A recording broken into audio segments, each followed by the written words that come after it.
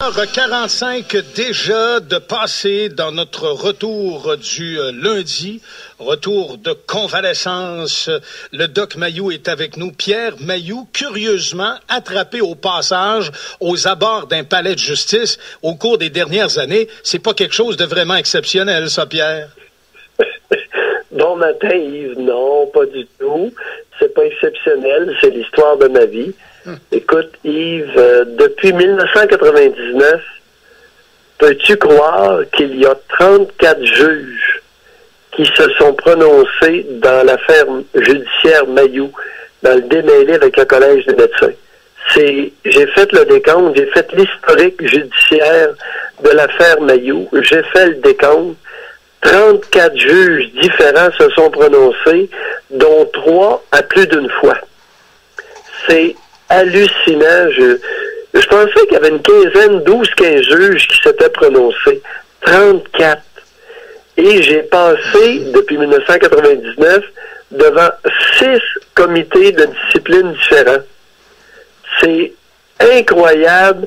Quel crime Mayou a-t-il fait? Ou encore, disons-le, qu'est-ce que Mayou ne comprend pas? Oui. Ben, tu sais, Pierre, entre et moi. Ouais, t'es allumé, là. Ton retour, tu veux souligner ton retour au travail, toi, là? Non, qu'est-ce que Mayou ne comprend pas? C'est sûr qu'il ne comprend pas et ne veut pas comprendre qu'ils doivent se taire. C'est ça. C'est tout ça.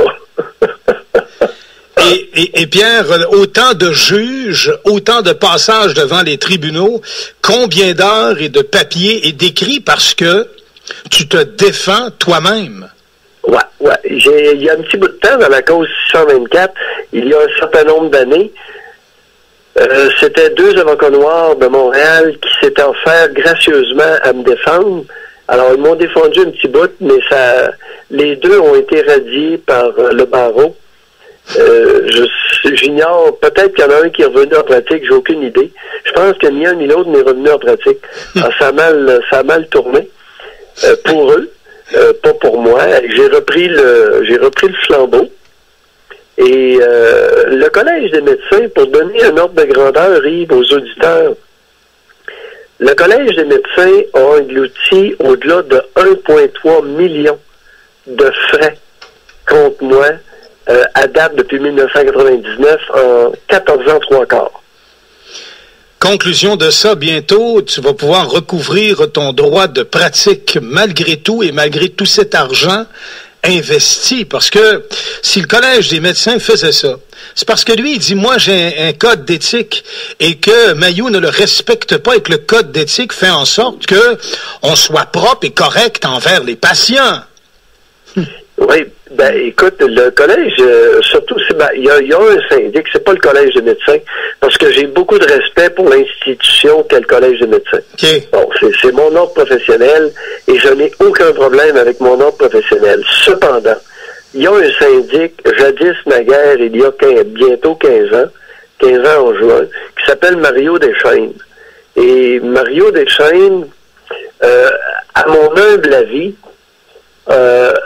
a outrepassé l'application du code de déontologie pour en faire une affaire personnelle.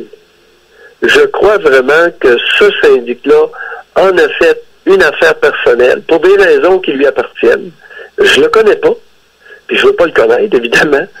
Et il en a fait une affaire personnelle. Alors ça se continue, puis ça se prolonge. Et c'est une guerre à finir. Qu'en est-il donc de ton droit, je crois? Tu as parlé de... Oui. Ça se fait avril-mai, hein? Bon, alors le 1er mai, je reviens en pratique. Okay. Suite à une purgation, à une purge d'1 an de radiation. J'ai été radié 1 an dans la cause 675. Je n'ai pas pu obtenir de sursis, donc j'ai dû purger cette sanction-là, cette sentence-là, d'1 an de radiation qui va se terminer le 1er mai. Alors, on est quelle date, là? On est le 24. Le 24, oui. Dans 1 mois et 1 semaine, je suis de retour en selle, pleine pratique auprès des adultes, mais avec une limitation auprès des enfants. C'est assez surprenant, Yves. On va me reconnaître très bon psychiatre pour les adultes et les vieillards, mais dangereux pour les adolescents et les enfants. Gardons. Alors que ce sont les mêmes maladies, que ce soit un adulte qui soit affligé de schizophrénie et que je doive traiter avec des doses élevées d'antipsychotiques, ou un adolescent, ou même très exceptionnellement un enfant, c'est la même maladie, le même traitement que j'applique vigoureusement afin de les soulager de leur maladie psychotique. Alors, c'est assez surprenant, mais ce sont les faits, ce sont le cœur des radiations. Alors, on ne me radie pas. C'est sûr que là, dans la compte 624, c'est étonnamment, pour le public, je suis radié. J'ai été radié sur 5 chefs pour 5 ans. Alors, ça fait pas de sens parce que les 5 chefs ne concernent pas ma pratique auprès des patients. C'est les propos tenus à Tout le monde en parle. Ben ouais. Ma parution de 14 secondes dans les bougons, où on m'a reconnu coupable d'avoir simulé une fellation sur mon oncle. Tu sais, c'est assez particulier, là. Ça devient loufoque, Yves. Et c'est ce matin, là, c'est de ça dont il va être question. Une fellation sur mon oncle. Oui. Dans les bougons.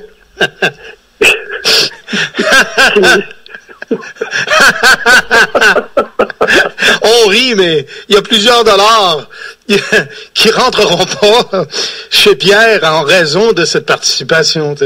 Mais oui, je me considérais honoré à l'époque de pouvoir faire un petit caméo, une petite parution dans les bougons. Ben oui. Et j'avais accepté le scénario de François Havard et de Jean-François Mercier, oui, parce que je trouvais ça bon.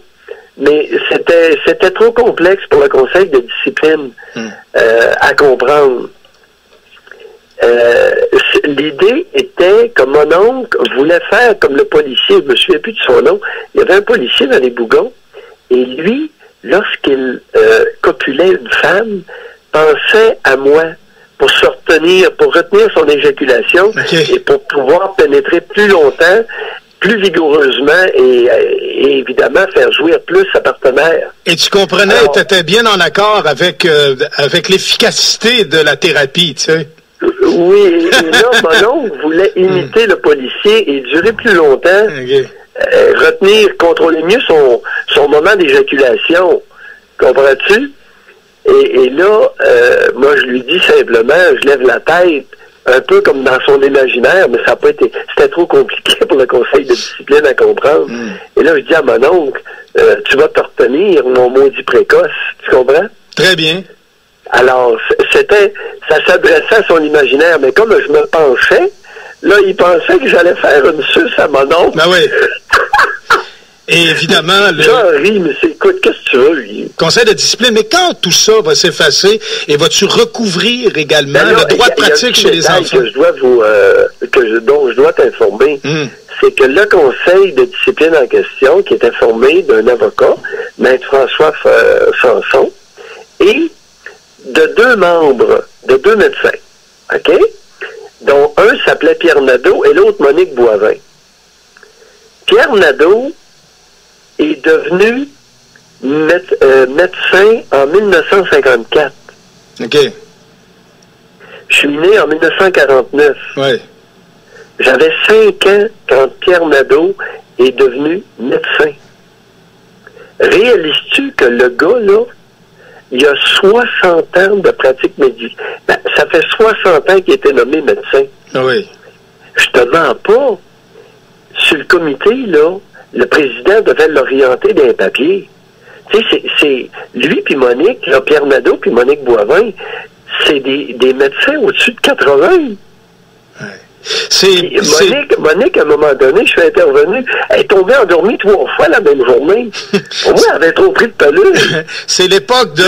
Mais Pierre, à toi de savoir qu'il faut surtout pas réveiller ce monde-là et que s'ils sont appelés à juger ça, t'es cuit, mais ils sont de l'époque du livre de bienséance. Oui. Pardon? Ils sont de l'époque du livre de bienséance. Tu sais, c'est... Mais oui, Yves, c'est qu'on parle d'éjaculation précoce. Ben oui.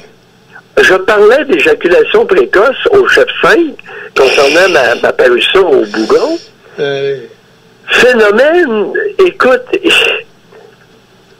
comment je te dirais ça, donc, sans vouloir être offensant, on parle d'éjaculation précoce avec deux vieillards. D'abord, est-ce qu'ils savent ce dont il était question? Est-ce que Monique et Pierre savaient ce dont je parlais? Et deuxième, subsidiairement, question subsidiaire, ça faisait combien de temps qu'ils n'avaient pas savouré la chose? Ah ouais. Ah ouais. Mais Pierre, quand tout ça... Combien que ça fait un peu inquiétant, là, pour le justiciable que j'étais. Il me semble que ce sont des questions légitimes et non offensantes. Tu sais, tu discutes d'éjaculation précoce avec deux vieillards. Et peut-être que Pierre, ça fait longtemps que ça n'a pas levé. Puis peut-être que Monique, ça fait quelques lunes qu'elle n'a pas lubrifié. Alors, quand je dis avoir savouré la chose, tu comprends à quoi je réfère? Ah oui, mais Pierre, c'est donc ben tout croche, c'est donc ben de l'enfantillage, ça. Tu prends un juge disciplinaire qui t'envoie une lettre en disant, Pierre, t'es un professionnel. Slack-toi dans le roue, là, avec les bougons, puis t'es-tu aperçu que tu t'es fait avoir un peu dans le scénario? Regarde, je te sanctionne pas de rien, Pierre, mais je te demande d'être un peu plus rigoureux, OK? Salut, je t'appelle demain matin, continue à faire ta belle job. Moi, j'aurais réglé ça de même. Oui, parce que t'as raison sur un point. Tu sais... Ma réputation de clinicien est irréprochable. Ben oui, mais tu sais, j'aurais dit, Pierre... Je suis un sacré bon psychiatre. Oui, tu sais, je t'aurais dit... des individus, des êtres humains les plus affligés mentalement. Sais-tu comment j'aurais fait ça? J'aurais appelé, j'aurais dit, Pierre, arrête là que ça tombe d'un bureau puis qu'on tombe dans la bureaucratie, là, Pierre, là. Veux-tu opérer? Arrête l'épivardage puis de t'amuser, là. Tu mets de la map. Je suis pogné avec du monde qui pourront pas entendre ce que tu et comprendre ce que tu fais, Pierre. Pierre, veux-tu te calmer 2 minutes, là? Regarde, je vais t'en... Oui, mais je suis calme, Yves. Non, mais moi, si j'avais été... quelques petits caméos. Ben oui, je sais, mais... le long d'une longue route. Mais il y avait pas lieu il y avait juste lieu de faire ça. Mais quand on va tout nettoyer je suis d'accord avec toi. Puis quand on va d'accord. Même ceux qui n'étaient pas d'accord, j'aurais pu dire, bon, on n'est pas d'accord. Ben oui. Mais c'est arrivé une fois. Ben oui. Puis une parution d'un bougon, puis tout le monde en parle. Ça a tourné au vinaigre, mais c'est pas grave. Comprends-tu? Ça peut arriver. Ben oui. Mais tu sais, je comprends pas qu'ils aient procédé avec autant de technocratie, tu sais. Un téléphone aurait suffi. J'espère qu'il y a un tribunal à un moment donné qui va mettre un haut là à toute cette histoire-là. Alors, ce matin, je m'en viens plaider ça, Yves. OK. Je m'en viens plaider ça. Exactement ce que tu dis, dans le sens que tu le dis. Ah oui. S'il y a un minimum de jugement à y avoir dans les circonstances. Pierre, je suis un très bon clinicien, je suis un bon médecin. Oh oui. Et ce n'est pas parce que je m'épivarde à l'occasion dans le pré des médias qu'il faille me considérer comme un renégat. Tu sais, je t'aurais appelé, là... je t'aurais appelé, j'aurais dit, Pierre, veux-tu arrêter de niaiser puis faire des gags de cul à la sœur, là? C'est une sœur, Pierre, là. Mets-moi pas dans la merde, OK? Je suis ton boss, là. Arrête, OK? Tu sais, il me semble que ça aurait pu se régler de même au lieu de dépenser. Quand vas-tu recouvrir ton droit de pratique, et pour les adultes, et pour les enfants? À la normale, là. Et pour les enfants, je ne sais pas, pour les adolescents, écoute, garde, c'est vraiment imprévisible. Je vais me battre pour au moins recouvrir mon droit de pratique auprès des adolescents, parce que j'y tiens, c'est la même maladie. C'est pour l'avenir de la psychiatrie, ce que je me bats. Les cas chez les enfants, est-ce que je vais faire le même combat? C'est tellement rare. J'en ai eu peut-être dans toute ma pratique, en 35 ans de pratique psychiatrique, j'ai peut-être vu 5 cas de schizophrénie chez les enfants. Donc, c'est extrêmement rare. Pierre, j'en conviens. Chez les adolescents, n'oublions pas que la schizophrénie commence à l'adolescence la plupart du temps. Alors ça, je vais devoir me battre. Et il y a des cas, la schizophrénie demeure pour Maillot une urgence psychiatrique. Alors, il est impérieux de traiter vigoureusement et comme il faut la schizophrénie à ses tout débuts. Parce que c'est une maladie du cerveau. Si elle n'est pas bien traitée, elle peut endommager le cerveau. D'après moi, peut-être que je me trompe, mais c'est ma vision de la chose. Il y a un film qui n'est pas nécessairement récent, avec un acteur très connu, qui est Christian Bale, qui s'appelle Le Machiniste, et qui présente très bien, Pierre, ce qu'est la schizophrénie. C'est un film à voir. Il est très mal traduit en français, malheureusement. Mais t'as là un exemple typique de schizophrénie d'un travailleur d'usine avec des tics absolument maladifs et affreux. Il fait le plancher de sa salle de bain avec une brosse à dents. Il se lave toujours les mains avec du bleacher, du javelisant. Il voit des gens qui lui parlent à l'usine. Ça finit par avoir des coïncidences, donc, avec des faits. En tout cas, bref, Le Machiniste, un très bon film là-dessus, qui présente ce qu'est vraiment la schizophrénie. Ah, c'est intéressant. Non, je n'ai jamais vu ce film-là. Alors, tu t'informes, puis... Le Machiniste. Le Machiniste, et si l'occasion, avec Christian Bale. Ouais. Oui, et si l'occasion se présente, ouais, tu pourras peut-être écouter. Hey, Pierre, je veux te parler, donc, parce que, finalement, la Cour suprême décide de ne pas entendre l'histoire de Turcotte avec la Cour d'appel qui ordonne la tenue d'un nouveau procès. Comment se fait-il que le cheval se soit viré de travers d'un manoir, comme disaient nos grands-pères, dans l'histoire des psychiatres utilisés en cours afin de valider l'option de conscient ou inconscient de ce que je fais en termes de fratricide, de meurtre, de crime? Ouais, le cas Guy Turcotte sort de l'ordinaire. Alors, on va sortir le cas Guy Turcotte de l'ordinaire. Et il est évident que les explications des psychiatres dans ce cas bien précis, d'un cardiologue qui, à 3h30, pratique la cardiologie à son cabinet et à 8h poignarde de 40 coups de couteau ses deux enfants, cette histoire-là n'a pas été expliquée raisonnablement par les nombreux psychiatres qui se sont penchés sur le cas Turcotte.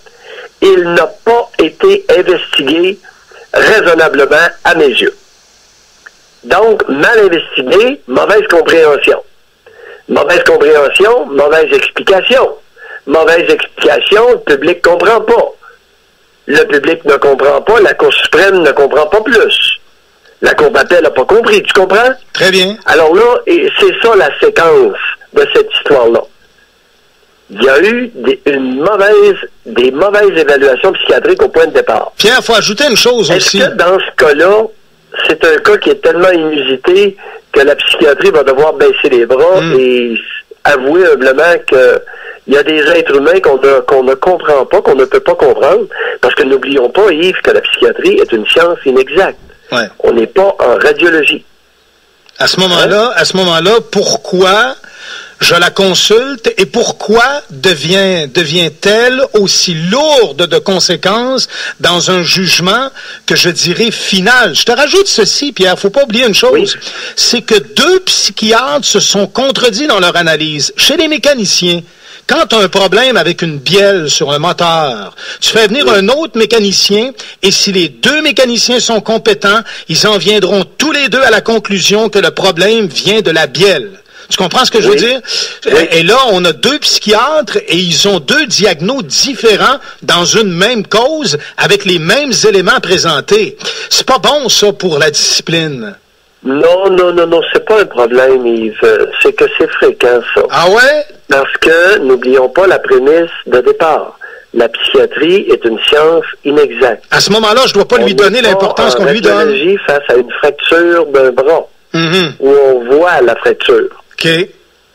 Alors, c'est fréquent en psychiatrie qu'un voit un problème et l'autre ne le voit pas. Ouais, mais Pierre... Il est fréquent en psychiatrie que 2 psychiatres ne voient pas le problème puis voient autre chose qui n'est pas le problème. Mais à ce moment-là, Pierre, on en a un problème. C'est parce que quand toi, tu arrives avec ton diagnostic, il porte conséquence.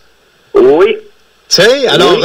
Alors, l'erreur diagnostique en psychiatrie est fréquente. Et c'est une chose dont les psychiatres, et même ce genre de propos-là, vont fouetter le syndic lorsqu'il va l'entendre. Parce que il y a peu de psychiatres qui reconnaissent que la psychiatrie est une science inexacte et il est fréquent en psychiatrie de faire des erreurs de diagnostic.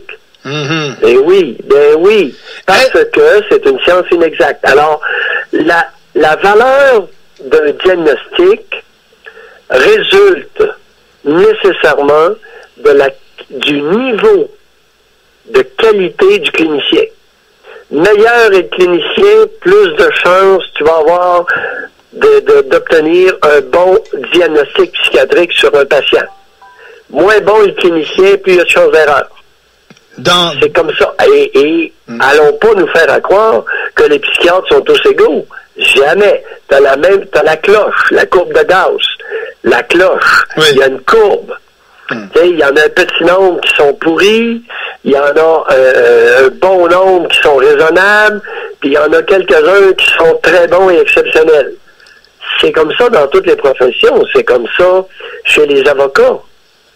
Alors, la psychiatrie ne fait pas exception, Yves. Moi, je t'en reviens toujours avec ça parce que tu as été un des psychiatres qui a été percutant et très influent dans une des causes les plus notoires, j'ajouterai à la négative au Québec, celle d'analyser l'état psychique de Denis Lortie, qui s'y était arrivé 20 minutes avant, faisait une razzia épouvantable. Il en a fait une quand même. 3 personnes sont décédées et je ne sais trop combien d'autres blessés. Mais tu as eu à intervenir là-dedans et d'ailleurs, ton analyse... Un petit détail, là. Oui. Un petit détail, c'est qu'il est arrivé...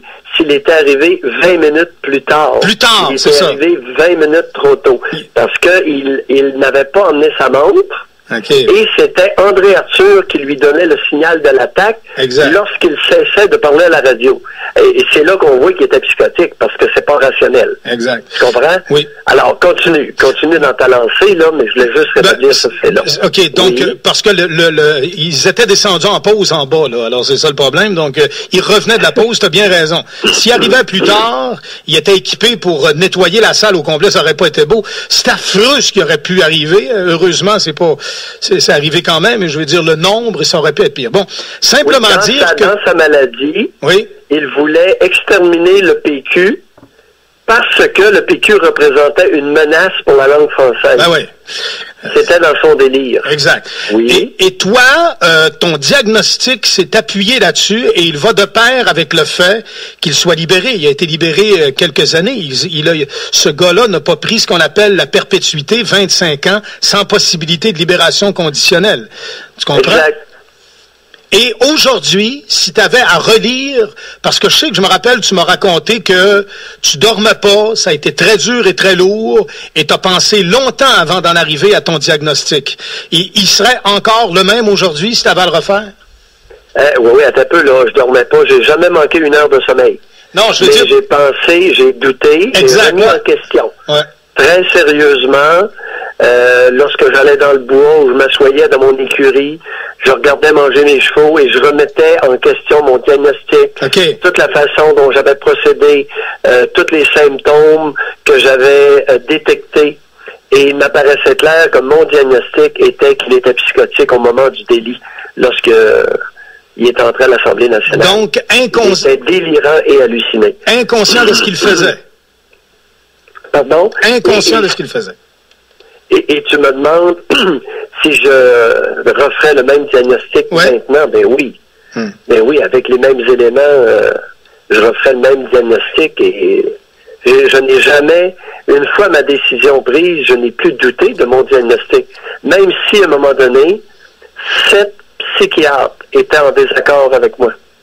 C'est fou pareil. Et à un moment, et quelques semaines plus tard, là, il y en a 2 qui se sont plutôt ralliés, qui se sont plutôt ralliés à mon hypothèse diagnostique. Est-ce qu'il est possible, selon tes connaissances et ton expérience, tu parlais que tu avais 65 printemps l'autre fois, tu as connu et traité des milliers de cas, est-ce qu'il est possible chez une personne qui a une séquence schizophrène en profond délire comme Lortie, et que cette séquence-là revienne? Oui. Il peut arriver, il y a des individus, c'est rare, qui vont faire un épisode psychotique et qui n'en refont plus. C'est rare, mais ça arrive, c'est rapporté dans la littérature. Et il est possible aussi que ça revienne. Alors, c'est la psychose a quasi un cheminement unique pour chaque individu qui en est affligé. Alors, tu ne peux pas prédire. Il y a des grandes lignes, mais hormis les grandes lignes, là,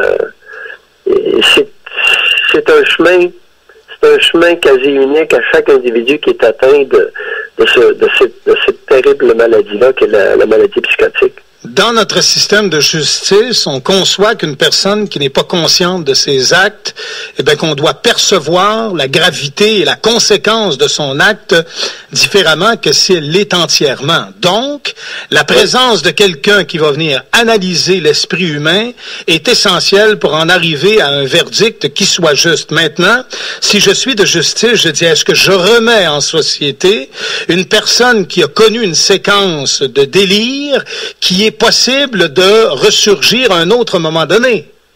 Ah oui, c'est la décision qu'ont à prendre les comités d'examen qui siègent, qui sont responsables de ces cas-là. Mm-hmm. Alors, il y a des comités, il y a des individus, avocats, médecins, psychologues, parfois des travailleurs sociaux qui siègent sur le comité d'examen pour les troubles mentaux, et qui concerne les individus qui ont été reconnus non criminellement responsables des gestes qu'ils ont posés. Alors, Turcotte a avoué, a reconnu avoir tué ses enfants. Maintenant, il a été reconnu non criminellement responsable pour les gestes qu'il a faits parce que il était dans un état mental tel qu'il ne pouvait pas avoir accès à ses pleines facultés au moment où il l'a fait. Mm. Écoute, c'est très discutable, là, parce que l'état mental, tel que décrit par les psychiatres sous le diagnostic de troubles d'adaptation, ne tient pas la route. Il y a la Cour suprême, j'ai pas lu le jugement, Yves, mais la Cour suprême parle de son histoire, là, réfère à son histoire d'ingurgitation de la glace, voilà, qui est de l'alcool méthylique. Oui. Écoute, là, cette histoire-là du lave-glace, là, elle est pas claire. La Cour suprême n'a pas aimé ça, avec raison. Est-ce qu'il s'est volontairement intoxiqué? Est-ce que le fait d'avoir pris une coupe de gorgée de lave-glace a pu modifier son état mental? C'est pas clair. L'histoire du lave-glace, là, est-ce que c'est un prétexte? Est-ce que c'est... Parce que le lave-glace, c'est de l'alcool, là. C'est comme... L'alcool qu'on boit, c'est de l'alcool éthylé. Oui. Et dans le lave-glace, c'est de l'alcool méthylé. Oui. Fait à partir de copeaux de bois. Là. Et toute l'histoire oui, là-dedans qu'il était très conscient du temps requis qu'il avait pour se laver de tout ça et recouvrir ou sortir de la zone de danger. Il s'informait à l'urgence au niveau des résultats sanguins qu'il avait. Qu'en était-il de son intoxication? Et on commençait à lui... Tu sais, il y a plein de patentes là-dedans. En tout cas, bref, Pierre, je suis en train de me dire 2 minutes, pour en arriver à des diagnostics comme celui-là, quel chemin as-tu pris? Pourquoi les gens ne se communiquent pas entre eux? Pourquoi ne serais-tu pas quelqu'un à qui on voudrait référer afin de savoir, regarde de quelle façon je fais mon analyse, quels sont les outils dont tu t'es servi, toi, pour en arriver à la conclusion dans l'ortie, entre autres, afin de prendre toujours le même, qui soit le bon et qui minimise à la fois la différence des diagnostics et qui va maximiser l'exactitude des résultats? Il y a une seule route d'investigation qui est l'examen clinique. Il n'y en a pas d'autre. OK. Alors, les psychologues veulent jouer avec des tests. Les tests ne sont pas valables. OK. Bon. Alors, c'est l'histoire clinique, c'est l'entrevue clinique, c'est écouter la personne, lui poser des questions et essayer de détecter s'il y a des symptômes d'atteinte du psychisme, de son psychisme. OK. Alors, des éléments délirants, des hallucinations, tu sais, de la confusion. C'est ça qu'il s'agit de détecter. C'est pas facile. Sûrement pas. Pierre, c'est pas facile. Et en plus de ça, dans le cas de Turcotte, ça va prendre quelqu'un qui va être capable d'aller fouiller dans son inconscient. Puis avec sa collaboration, on peut pas fouiller dans l'inconscient de quelqu'un sans sa collaboration. Il demeure toujours l'histoire de son attrait là pour les sites porno homosexuels. C'est vraiment rare, ça, chez un homme. Parce que Isabelle Gaston a témoigné en cours, ça a été rapporté dans les médias. Oui.